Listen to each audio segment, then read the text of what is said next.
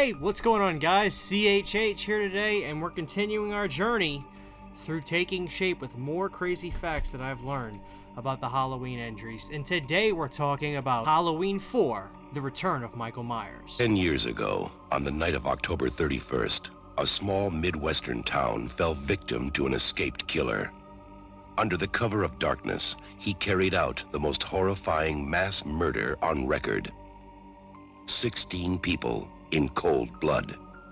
Ever since that night, no one has forgotten his name.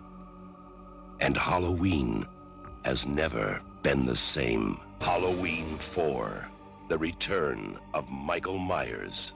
Maybe nobody knows how to stop him. So I was thinking maybe this would be the actual episode where I don't find some really cool details, but that is just simply not true. As a matter of fact, Halloween 4 could be some of the coolest facts I found so far with doing this series. So I don't know what exactly the episode of this is going to be, but regardless, these are 10 facts about Halloween 4 that were surprising to me and just really fun to learn about. So why don't we just go ahead and get right into it. So the first wild fact that I learned while reading Taking Shape is that Canon Films offered John Carpenter a multi-picture deal with the inclusion of him wanting to do a Halloween 4 entry. Now, based off the things that we have heard, we know that John and Deborah sold the rights off, so they had no interest. But the truth is, that's not exactly true. They would lose interest, and we're going to talk about that as well. But initially, John was very open to the idea, so much so that he was going to get a script worked on for a Halloween 4 entry. So the second cool fact about Halloween 4 that goes in conjunction with what we just talked about was Carpenter would get the guy who did novels for his movie, Dennis Etchison, to make a script for a Halloween 4. Now, this would be something that John would be very eager to do. And Etchison had more of a ghost-like story for Myers. He wasn't going to be a serial killer, monster, whatever, which you would expect to see with some of these sequels that we would get. But Etchison turned him in almost to like this ghost-like figure who would just appear. He would be ominous. He would be more or less like The Shape. But this would be through the eyes of Tommy Doyle and Kyle Richards' character, Lindsay Wallace, which is something Carpenter was all about. It was a different direction. It played out more of a dark, spooky ghost story rather than a slasher film, which is what the 80s would more so become. And that would be the pitch that Carpenter was working on with Dennis Etchison. So that is crazy cool, and I would love to read more about that script. So the third fact, this is kind of going in conjunction with the previous two things we had, was Mustafa Kemal despised this pitch. He did not like it even remotely. He hated it so much, he did everything he could to block the script from being made. Why Mustafa hated this, I don't really know. They couldn't go into too much details, but it was fairly obvious that Mustafa did everything he could based on this book to stop that from happening. He hated this script, which is kind of a shame because that sounds really cool if you ask me. Fourth really cool fact about Halloween 4 was this. We know now that Halloween 4 was where John and Deborah sold off their interest and ownership in Halloween, and Mustafa Kemal would purchase it and become almost dictator of the Halloween franchise. What he says goes, basically. Did you know that it wasn't just so simple as John and Deborah going to Mustafa and saying, hey, buy this? They were selling their stake and interest to other people. And the crazy thing was, based off the low reception of Halloween 3 at that time, no studio even made an offer for the interest of John and Deborah for Halloween. Not Universal, not Paramount, no studio. They thought, okay, well, if they're going to go in this direction, apparently with this Halloween 3, the diminished returns from Halloween 2 to Halloween 3 were so large that the next movie would flop even harder. We want nothing to do with this. At the end of the day, Mustafa was one of the only ones really willing to put up some money for the interest that John and Deborah had. So in a different universe, could you imagine if maybe Paramount or New Line Cinema had picked up the rights? Could you imagine Michael Myers being with New Line? That'd have been something, because Freddy was there. Wow, this is going all over the place now because so many possibilities. But ultimately, what ended up happening was Mustafa paid money to get John and Deborah's interest, but there really wasn't that much competition for it, interestingly enough. Okay, so the fifth wild fact about Halloween 4, this is something I'm going to have to try to find online. Some of these things are seemingly just really difficult. So after Mustafa got all his rights acquired, he was making the next movie. He got a pitch and script that he was working on that he was a fan of. He put an ad in some of the trades for the new Halloween 4, and I'm just going to read this exactly the way I wrote it because this is hysterical. And if you were around during this time, if you can remember seeing this trade ad, or if you've seen a picture of it, please share it with me on Instagram or something. I've got to see this, but this is what I have. In late 1987, Mustafa had an H4 ad in trades that showed a handwritten note from the Shape reading, "I'm sorry I can't come to your Halloween party. I'm still being kept in the hospital. I'll be sure to see you next Halloween. Michael Myers," with the Myers spelled Meyers.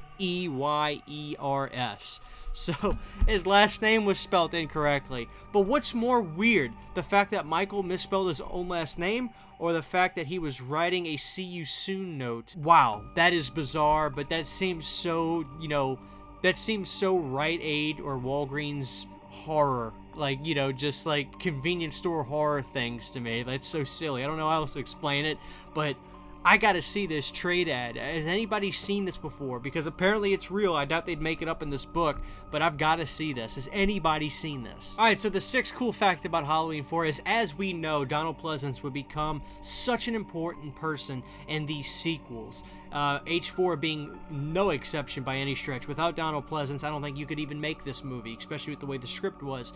But did you know that while Donald Pleasence didn't officially sign with H4 until he read the script, he let them know that he was totally interested in the project because he was told that Carpenter gave a glowing review of the direction that this sequel was going.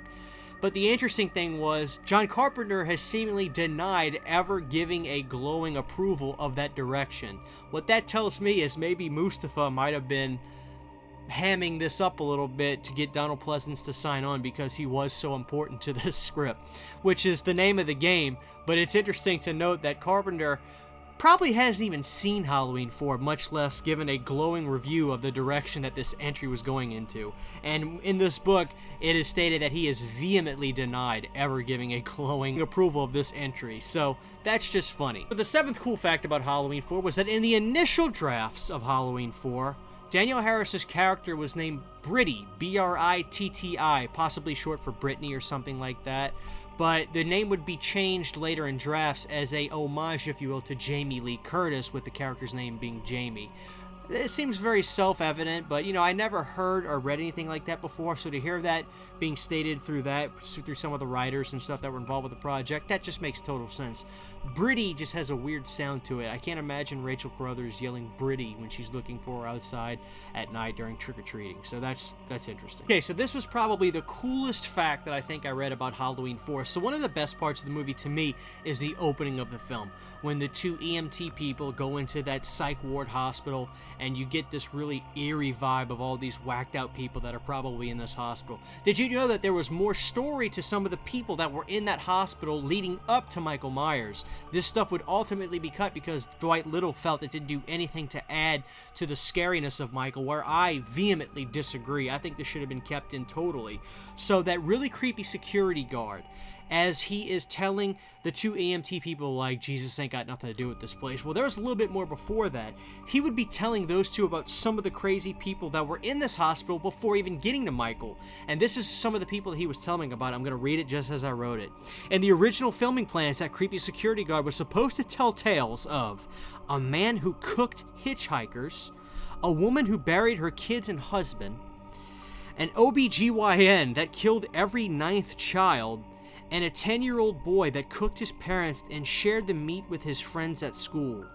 Dwight Little would confirm that this stuff was shot for the film, but would be cut, feeling that it didn't do nothing to add to the scariness of Michael. I disagree with that. I think that to have those kinds of crazy-sounding people be the build-up to go to, and yes, we actually have that guy, Michael Myers, just makes him seem just evil.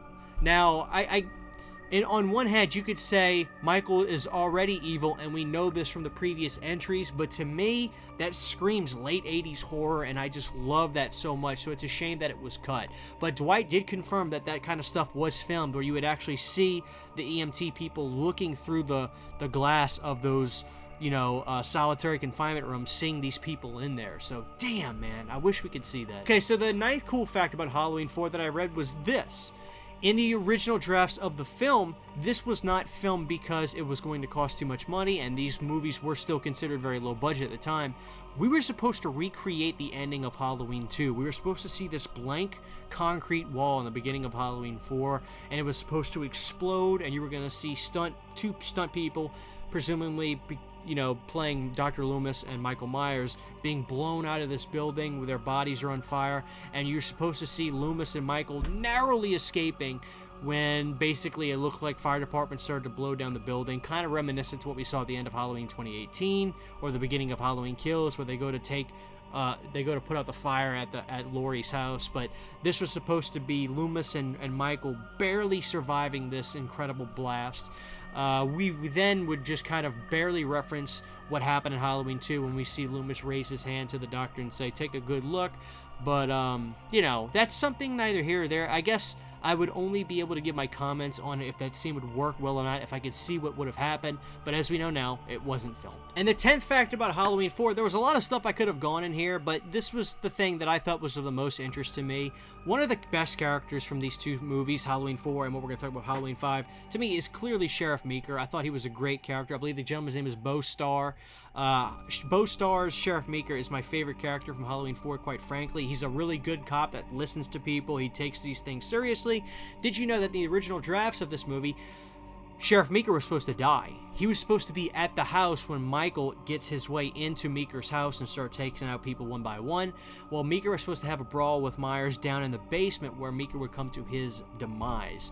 Thankfully, that was changed, and Meeker would finally become a cop that survived a film and did good things and listened and actually became the hero at the end, because it was Meeker and his crew that shot Michael when he rose up at the end of the movie and they knock him down into that bomb shelter or bunker, whatever that was. Regardless, that was a good decision because I think Meeker is a great character, and seeing him die in that movie would have been a bummer, big time, because then he would have been in Halloween 5, which would have bummed me out even more. So that was a cool change that I highly approve of. So there it is, guys, 10 wild facts about Halloween 4. I am loving this book. It's going to be really interesting to see what happened with Halloween 5. I can only guess because of the things that happened in Halloween 4 and the build up to 5 being rushed out so quick. Who knows what's going to happen, but there's only one way for me to find out, and that is to read that next chapter. So stick with us, guys. I can't wait to get to what happens with the Curse of Michael Myers 2, because that is going to be one hell of a chapter as well. We'll get there, but let me know what of these facts was your favorite from Halloween 4 and your thoughts on the sequel. Do you think that there were better pitches that we could have gone with, or do you think ultimately what we got works well for the 4th entry in the Halloween franchise and it served a purpose of getting Michael back on track? Thank you guys for watching this video. My name's CHH, and we'll see you guys next time. Thank you to all my supporters on Patreon. To get behind-the-scenes photos, videos, and music, you can subscribe to my Patreon for as little as $1 a month.